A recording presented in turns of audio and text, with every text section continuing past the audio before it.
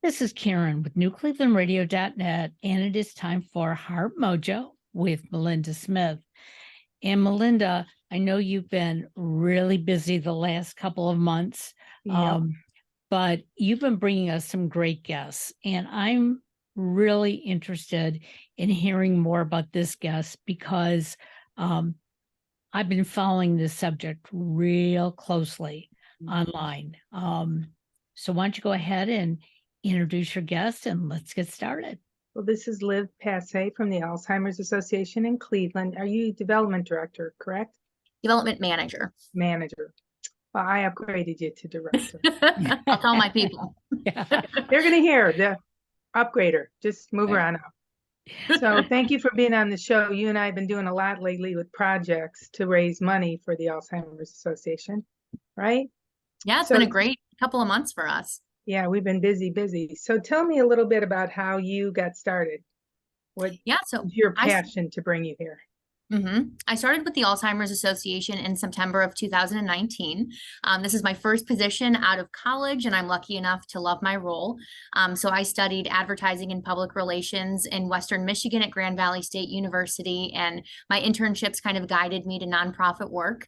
I'd love, interestingly, after graduating, you kind of cast a wide net, you send your resume out all sorts of places. I knew I wanted to be in the Cleveland area.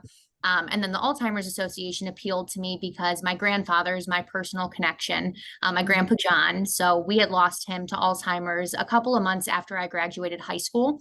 And that was just a devastating loss to my family, and seeing him go through that, such a strong individual, and just the way that the disease progresses, it was just devastating. So I love my position now, working in development and fundraising and trying to empower individuals in their work and efforts to support the association. And that's a little bit about where I'm at now. I think most of us who do get involved have a personal connection. I think anybody that hears about it knows, oh my gosh, it's so scary, this disease. But until you've really experienced it with somebody that you care about, you don't really understand, right? I know. And it's actually rare when you come across someone who doesn't have a connection, like you're saying. Like 1 in 3 seniors passes with Alzheimer's. That's a figure that came out through our Facts and Figures report. And, we have one community educator. His name's Dennis Fisher. He's amazing. And he's that rarity where he doesn't have a tie to the cause, but he just feels passionately because of so many families that have been touched. So you're right, though. It makes a difference. So can you tell everyone how the Alzheimer's Association started in Cleveland, or when it started, a little history? So nationally, I know we started in 1980, and it really was founded to support caregivers, those caring for loved ones with Alzheimer's and dementia. Locally, our Cleveland area chapter, I'm not sure the specifics of when it launched necessarily, but I know that it has always been very caregiver focused through our support groups, education programs, which I'm sure we'll talk about more, but really, really priding ourselves in having that community presence and making people feel supported, so that it doesn't feel like that isolating disease that so many people have experienced. Right. So you're not just reaching out to the person with the disease, you're supporting the family. Absolutely. Yeah, because we know, caregivers and COVID certainly showed us that, how using that isolating word once again, it's an around-the-clock job for these individuals, providing care and support for their loved ones. And so it's really important to have that outlet and sounding board to be able to speak to, because you have, these individuals are on 24/7. And so that's why we find our work so important, to support them as well as the individual living with Alzheimer's or dementia. So what kind of education do you put out in the community? Like, how do you get out there and give me an example, or listeners an example of some of the programs that you provide? So education is a huge focus of ours. The common questions, what's the difference between Alzheimer's and dementia? Those will come up. And so we have our community course offerings about the different ways that we can educate the public on this disease.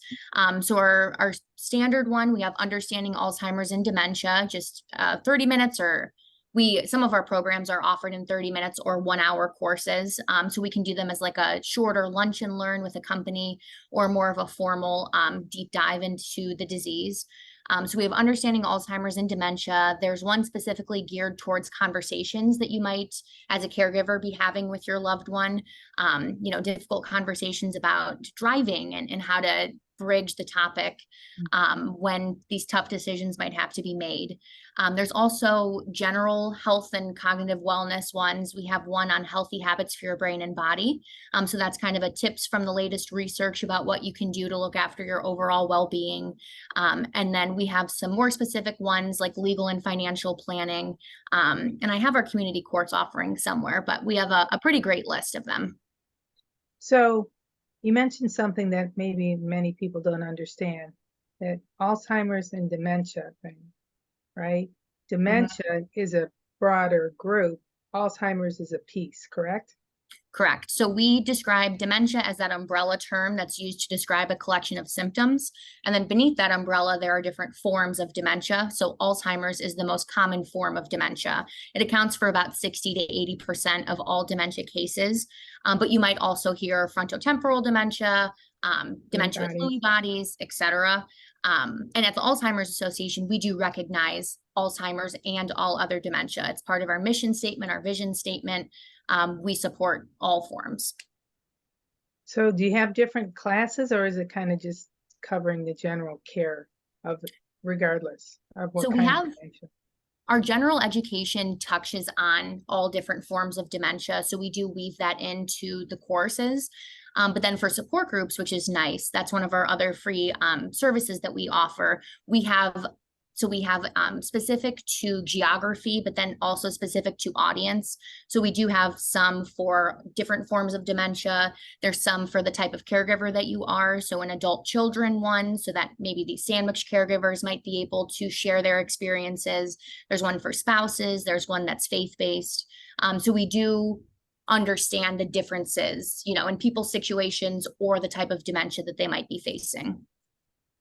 So if they're reaching out to attend these, where do you hold these different classes and support groups? So some are held virtually. So for instance, our adult children one, recognizing that a lot of these individuals are caring for young children and their parents, it might not be feasible for them to be able to meet up in person. So those are held virtually, but then we also have some that are held at libraries in the community and other community hubs where these might take place. So did your online stuff pick up with COVID? It was certainly a challenge in COVID, whether it was people getting burned out from Zoom or maybe not necessarily being comfortable with the technology. We made the shift just as other organizations did. And certainly engagement was hard. Some groups, they found success that way, and we were able to strengthen groups and combine as needed. But yeah, it was interesting. I do think COVID, of course, presented an opportunity for people to think about how your work is being delivered and to make things more accessible in ways to people.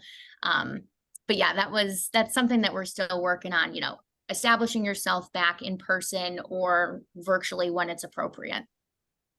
So when you started to meet in person, did you have a difficult time? Because I know you still required masks for your people who attended. And so how did that work with the people who had Alzheimer's or dementia? Because at that time I was working in a community, and keeping the mask on someone was just not so easy because they couldn't really understand why they were wearing it. So what type of things did you, because we're going to come across this again, right now the mask is off. Fall hits, we're inside. My bet is we're going to see it come back for a little while. So how did you work with people to, some ideas maybe to be able to get them to wear the mask? So truthfully, I don't have experience with that. Our support group facilitator and our manager, Lexi Ritt, would be able to better speak to that. I'm sure that it was a challenge, just as you're saying, but I don't have that anecdotal experience to share. So the only thing that I can say we did is, because they couldn't understand what COVID was, we talked about the flu and a cold, and most of them could still relate to what the flu was, and that I was protecting them from that. So that's my little piece that I can throw in from my experience of working with seniors during COVID. Yeah, I know a lot of our support groups, they are geared towards caregivers, so it is caregivers that are attending. My assumption would be that many of them would be comfortable wearing masks, since of course you want to protect your loved one and you're working with vulnerable populations. But in terms of individuals living with dementia wearing their masks, I'm not sure. Liv, have you noticed that on Facebook, we have more and more families who are now documenting their stories with their mother, with their wife. And I love them because I really think it makes us understand it a lot better, that we can see it firsthand. And especially when some of them are still very verbal and they sort of know what they're going to be going through.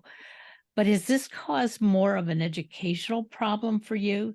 Because I know there's people out there that think that they're exploiting their loved ones. And that's not how I see it, but there are people out there who feel that way. I think something that we always talk about, and as an organization, you above all want to respect the dignity of the individual that is living with Alzheimer's and dementia. So while we as loved ones or caregivers, might be coping in certain ways and, say being open about your story is helpful for you, or some people are very closed off.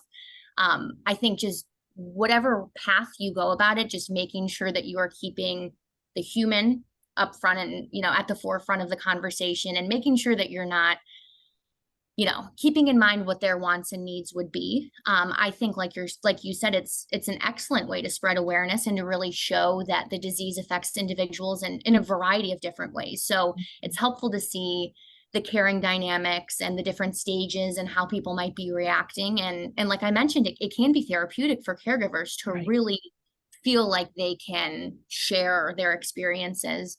But I think above all, it's important to keep in mind personal experiences are personal experiences. And that's why it's important for organizations like us to have our education and to have our resources where it's, here is X, Y, and Z story, but visit the Alzheimer's Association for information if you might fear, cognitive loss or something like that. So just making sure stories paired with facts and resources. Yeah. Exactly. Well, and everybody's journey on that is different. My first going through this was with my grandmother. And in the beginning, we were horrified. And she would be horrified if she knew, right? She knew she had it. She made my mother promise to keep her straight. That was her words, keep me straight. And my mother did the best she could. She took care of her for 14 years. That's a very long time to help somebody who has Alzheimer's. But she started these behaviors that just was incredible. And she would have been mortified if she knew she did it. Now we laugh about it because you kind of have to add the humor in so that you aren't in pain from going through it. We talk about the stories now. Oh, remember when grandma did, and everybody laughs, and it's become a shared better memory than the initial part of going through it. Now my mother's in the beginning of it. So now we're back to the beginning stage. And now I go back and remember that. And I think part of the reason I wanted to do this, besides the fact that you and I both work in the senior community, is because I'm going through it again. This time I have a different view. This time I can share things differently. And this show's about getting through life's challenges, and that's certainly going to be one of them. And I think people, even if it's not the same journey, if they understand somebody's going through it and they're getting through it, that's important. Right. For doing this, for the things that you put on, for them to understand that you will get through it. Absolutely. It's just finding the way, right? How are you doing? How am I doing? Is what it is. Yeah. Everybody knows that. It's part of the journey. I take everything day by day.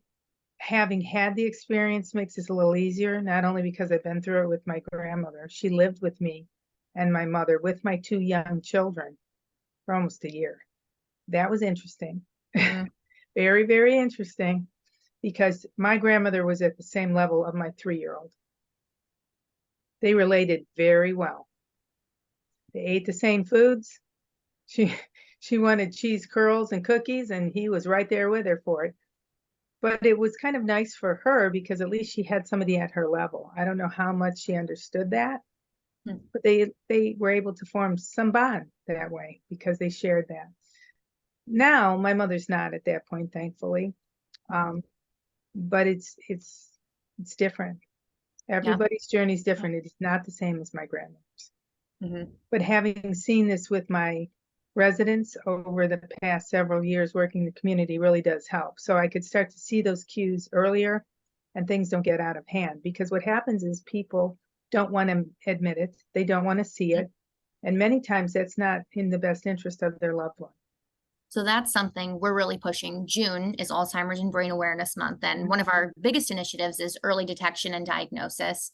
Like you said, you know, it can be easy sometimes to look past initial symptoms, and maybe it's not being aware of it. Maybe it's not wanting to accept it, but it's just so important we have our 10 warning signs. That's a document that we like to share out to the community for people to educate themselves and to get early help and early intervention when possible. So, it's just important to do that and to seek help when you notice changes. Well, and it's like any other illness, right? People put off colonoscopies, they put off all of those things. But the earlier that you take hold of this and work with it, the better off you're going to be and the better quality of time you'll have with your loved one. I really believe that. Yeah. So I mentioned early when we started that we were working in the community and doing things together. So tell me, you know, there's a lot of research going on every day, and we're getting there, right? We're getting there toward a cure, we hope. So tell me the types of things that the Alzheimer's Association does to raise funds to put that education group out there and for development of new products. Yeah. So research is a huge focus of ours at the association. We are the largest nonprofit funder of Alzheimer's research in the world. And we're actually third in the world, only behind the United States and Chinese government generally. So I have a little sheet with me right now that specifically says what we're investing in. So we're currently investing over $320 million in more than 1,000 projects in 54 countries spanning 6 continents. So huge focus of ours. We really want to, you know, we're saying an era of treatment. There are 2 treatments that have been released, lecanemab and Aduhelm. However, as you may have seen in the news, they're not accessible because Centers for Medicare and Medicaid have not approved it. So the prices are just outrageous, and we're the first to kind of take a stance in saying that. But there is a lot of research kind of on the brink that we're very excited about. More treatments coming out, looking at the disease from different angles and making sure that we're not just investing in one theory that we have about kind of the cause of the disease. And so July is actually a really exciting time at the association. We host the Alzheimer's Association International Conference. It's called AAIC. And that really convenes researchers all across the world to come together, share their findings. And after that, we release a really great report about kind of the state of Alzheimer's and dementia research, our 5 key findings. And it really helps the public see strides that are being made. So research is always at the forefront. We're in this place now where there is treatment available, even though it's not available necessarily. And we're still working towards that cure, just like you said. In terms of care and support, that's always at the forefront of our minds as well. So locally, we offer our education programs, as you mentioned, our caregiver support groups. We also offer care consultations, so that gives families a chance to work one-on-one with our care consultants to develop an action plan. So talking about family dynamics and navigating care, legal and financial questions, really just equipping them with guidelines, because oftentimes after getting a diagnosis, it's now what? Right. So that's a really great service. And then we also offer a free 24/7 helpline that you can call at any hour of the day and get connected with one of our master's level clinicians. So that's kind of just a brief overview. We, of course, have more programs and services than that. But to answer your question, largely funding care and support and research initiatives. And how do we raise that money? There's a couple of different things that the association does. There are, yeah. So we have 2 signature fundraising events. The first is our Walk to End Alzheimer. So those are in communities all across the country. It's a really fantastic event. And locally, we have our Cleveland Walk, Lake and Geauga, Lorain County, some in Greater East as well that are fantastic. And then our second signature fundraising event is called The Longest Day. So that is a do-it-yourself fundraiser where participants fight the darkness of Alzheimer's through an activity of their choice. So events for this campaign can take place throughout the year, but are celebrated on the day with the most light, which is the summer solstice. So for the Walk to End Alzheimer's, the association's planning the event. People are creating walk teams. They're coming, being there for our Promise Garden ceremony, which is beautiful. And that's their event. For the longest day, these individuals are planning and hosting their own event or activity. And we as the association are supporting them in that effort. And then our third fundraising initiative that we do is our annual gala called A Celebration of Hope. And that takes place annually in May and recognizes a participant with our Champion Award, which is the highest level of recognition that we have as a chapter. So I was talking for a minute there. No, that's okay. I want you to cover all those. I've been on the walk committee many times. I had my own walk group. How I raised my funds was with a comedy night called Get to Laugh. Like I mentioned, the things my grandma used to do have become funny stories now, not horror stories anymore. And she was the reason why I started it, because you got to laugh. Laughter, Karen and I know this, gets you through a lot, right? Yeah. No matter what it is. But I did a new fundraiser with you. That's how we got associated. So one of our the Cleveland Senior Network group put together a musical, Not a Day Over Fabulous. We did well with that, didn't we? You did extraordinary at it. What were there, over 100 people at each showing? Yep. Yeah. And I think next year, because I know that we're talking about doing it again next year, it'll be hopefully bigger. But what other types of things have you, to give people ideas? So let's say they go, I really want to just do my own thing. I don't want to walk. I don't feel like doing walk, but I want to support. And I'm looking at the longest day as the piece to do. What other things could they do? We did a musical, which was a big undertaking to put together. Yeah. Give an example maybe of some other things that people do. Yeah. So we like to we ask people to think of an activity that they love or something that their loved one might have enjoyed doing. So this weekend, actually, we have a great example. There's a gentleman in Menor. His name is Greg Smith, and he's doing a 24-hour bike ride. He loves cycling. He's doing it in his neighborhood. There's a 1.46 mile loop in his neighborhood, and he is going to do that for 24 hours to raise funds and awareness in honor of his mother, who he lost to this disease. So it can be a one-person show, posting on your social media, doing something really special and meaningful to you, or like you're talking about, the musical, which was months of planning and forming a committee, and it was this fabulous production with so many moving parts. I think it's just important to keep in mind with the longest day, it can be as big or as small of an activity as you'd like. But we just love to empower people and make them feel connected with their reason for supporting us. So you collect funds for that particular fundraiser until when? So my group has their own team, and we have a team page. So how long can people still donate for longest day? So funds will be accepted through August 31st. So the longest day, it's a year-round campaign, but there still needs to be that formal beginning and end date. So it spans September 1st to August 31st. So you can donate up until August 31st, and then starting September 1st, registration will be open. Start over all again. That's the way it goes, but we love it. So I'm going to backtrack for a minute just to kind of look at what's the typical person for, you said, what'd you say, 1 in 3 people? 1 in 3 seniors passes with Alzheimer's. Are they mostly women, mostly men? Is there an ethnic piece to it? Is there anything that you can share that my thought is there's more women than men? Is that true?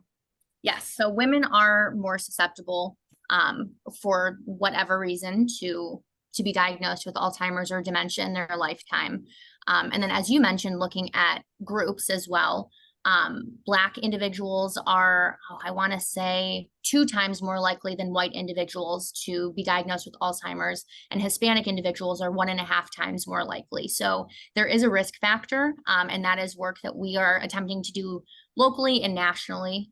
We have diversity, equity, and inclusion as one of our pillars at the association, and we're lucky locally to have a diversity, equity, and inclusion program manager really looking to make partnerships in our community to strengthen trust and bonds, and make it known, the resources that might be there for individuals. So just getting creative with partnerships. I know we're looking at Spanish speaking support groups and education opportunities, really trying to make things accessible and making sure that we are just being inclusive in our thought of how services are delivered. Do you feel that some communities are less open for that outreach because they don't want to admit that it exists?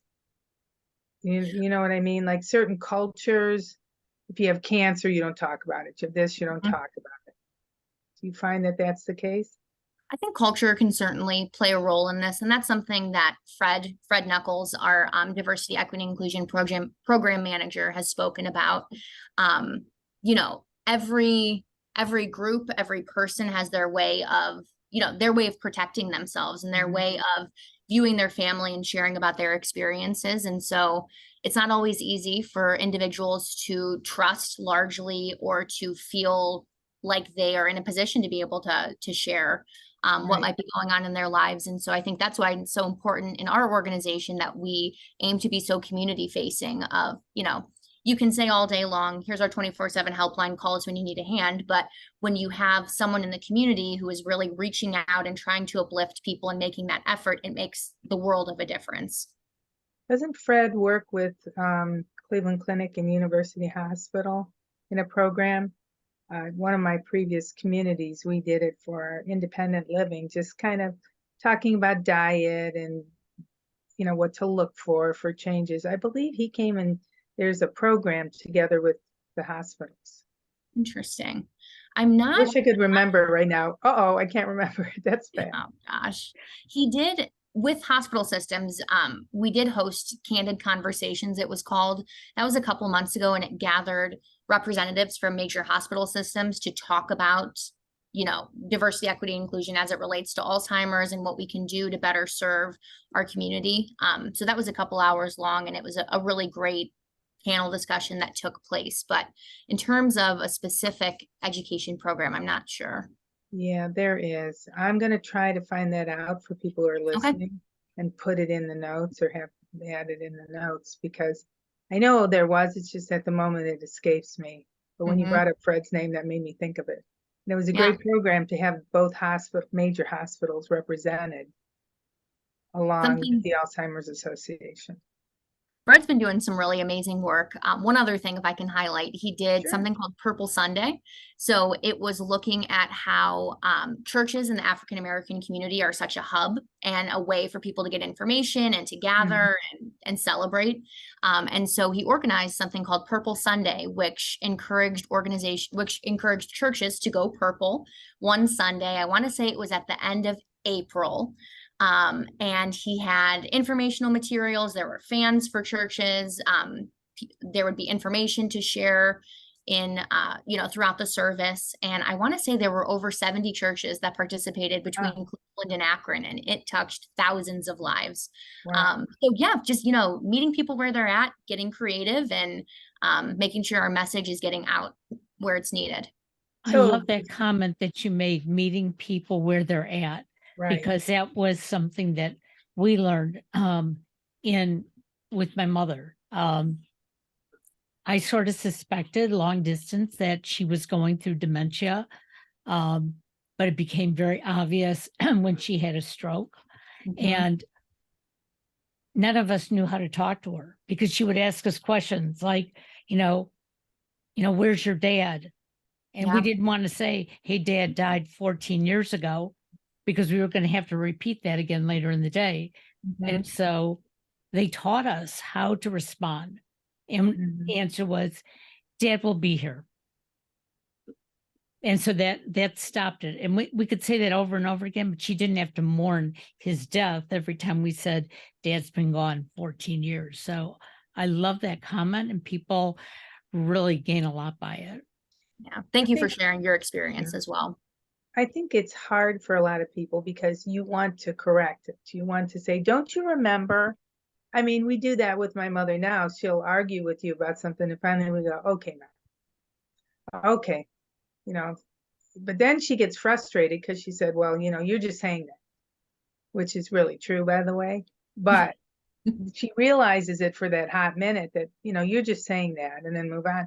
But it is hard, but it's a good idea to try to do that. Not argue the point, just kind of meet them where they are.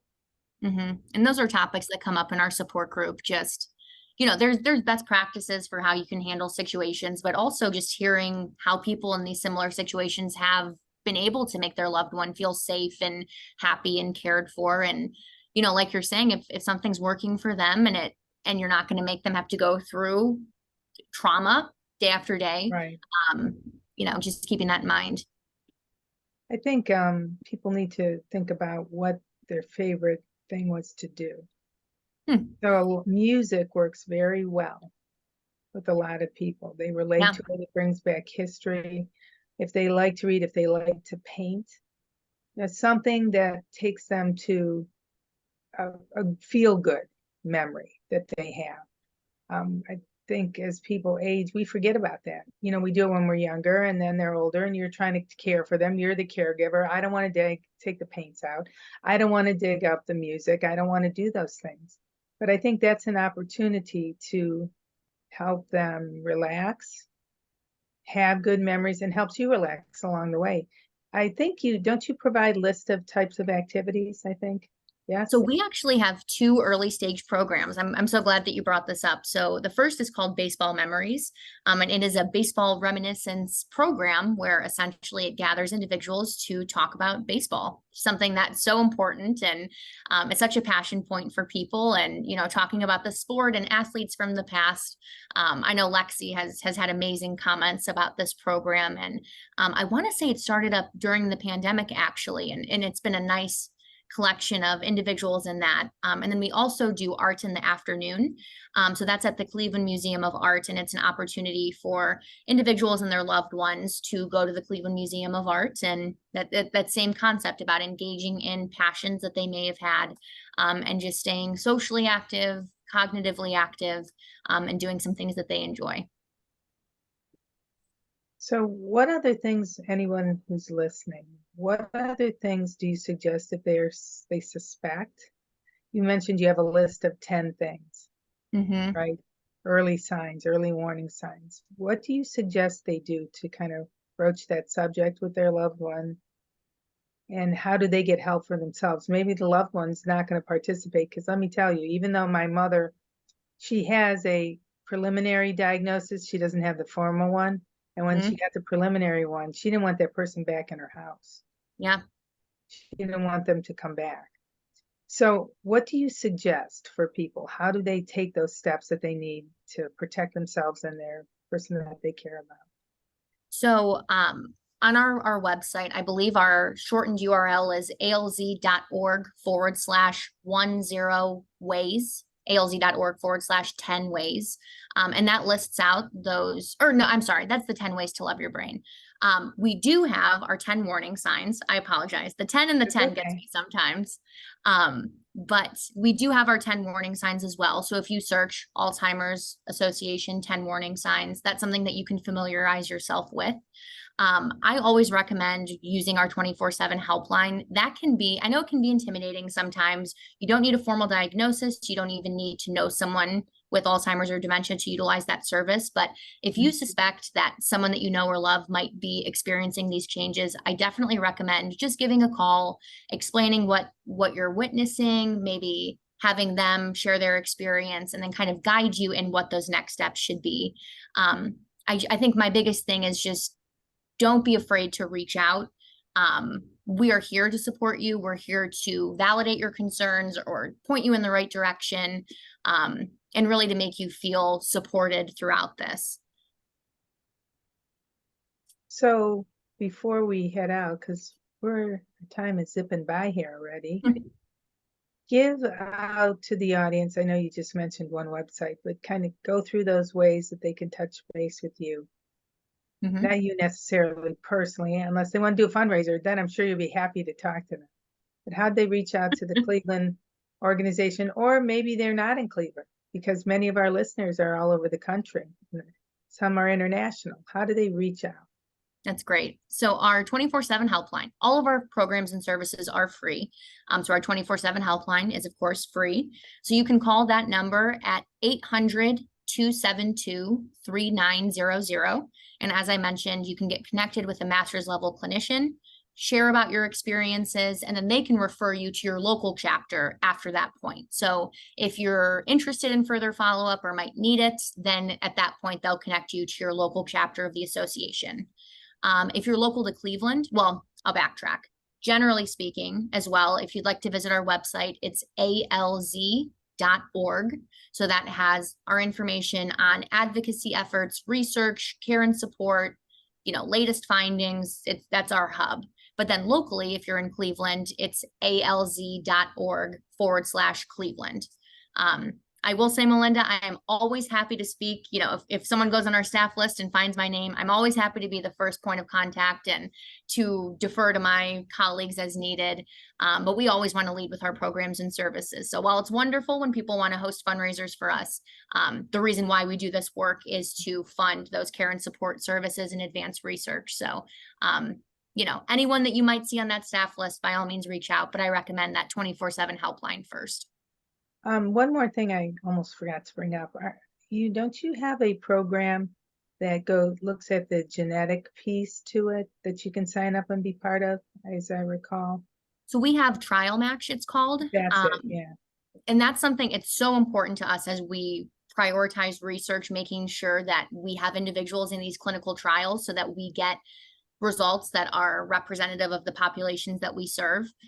So Trial Match is something that we are always pushing out. You do not have to have you do not have to have Alzheimer's or dementia. You don't have to have a loved one who has been diagnosed. They're always looking for individuals from different backgrounds and different connections or no connections to the disease. So I'm glad you brought that up, because that's some important work as well, and an initiative that we always try to push. And that's how we can get it. And that's how we can get information, right? If we can get people to participate in those types of trials. So I think it's really important. Everything that's ever happened to me, and many of my listeners know that, so we don't have to go back over, I always try to participate in research. Because if I got to go through this, I want somebody else to benefit in the future, right? And the only way to do that is to participate and put yourself out there a little bit, right? Yeah. So before we go, if anybody is interested in still supporting our musical fundraiser, you can still do that. Do you remember the website for that? Is it Cleveland Senior Network Musical is the name of the team. Cleveland it's the name of the team. Yeah. We can do the short URL, which I believe is act.alz.org/go/CLE Senior Net Musical. Was it net? I want to say. Yeah. Or you could go to alz.org/the longest day. And then in team names, you can search Cleveland Senior Network. That might be easier and a little bit more trustworthy. Also, we have the website, the Cleveland Senior Network website, and that also has the link. Excellent. I'm hoping we would love. Okay. What'd you say? No, you first. We would love to have people support that. If they can, since we have till August 31st to raise as much money as we can to help the cause. That you do, and you've done an amazing job. Thank you. Well, thank you for your time today. We appreciate you coming on. Again, we're going to put everything in the show notes, right, Karen? So people can reach out if you have any questions, and might have you back on. Maybe we can have somebody come on and talk directly about the actual programs. That would be great. Excellent. Thank you so much for having me. Thank you. Thanks for being on today. Take care. Have a great day, ladies. Bye-bye now.